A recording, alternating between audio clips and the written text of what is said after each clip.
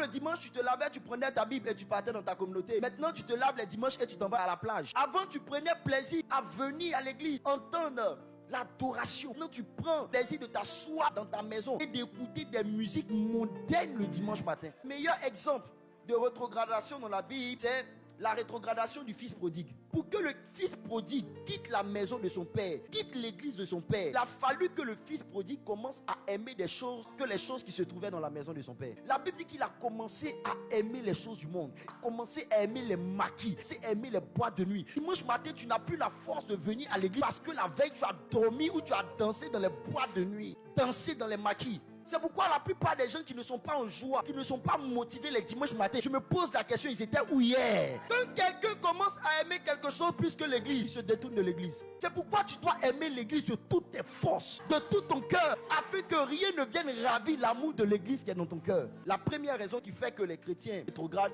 vient du fait que les chrétiens qui rétrogradent sont des chrétiens qui viennent dans l'église sans faire quelque chose dans l'église. Un chrétien qui s'assoit dans une église, sans servir dans cette église, a déjà programmé sa future rétrogradation. Quand tu vois un chrétien qui a l'habitude de rétrograder, regarde bien sa vie. C'est quelqu'un qui ne fait rien dans l'église. Pour que le fils prodigue rétrograde, il a fallu que le fils prodigue dans la maison de son père soit quelqu'un qui ne fasse rien. Vous ne faites rien dans l'église, vous êtes déjà prédestiné à sortir de l'église. Jésus a dit, la moisson est abondante, mais les ouvriers sont peu nombreux. L'ouvrier, c'est qui? Quelqu'un qui vient pour exécuter une certaine tâche. Deuxième raison qui fait que la plupart des gens rétrogradent, c'est du péché d'Adam. Si Adam était en train de le fuir, c'est parce qu'il avait touché au péché. J'ai vu que plusieurs personnes rétrogradent dans l'église lorsque ces personnes touchent au péché. Quand quelqu'un touche au péché, c'est comme s'il n'a plus la force de venir dans la présence de Dieu. L'une des plus mauvaises décisions que vous pouvez prendre, c'est de vous éloigner de Dieu lorsque vous péchez.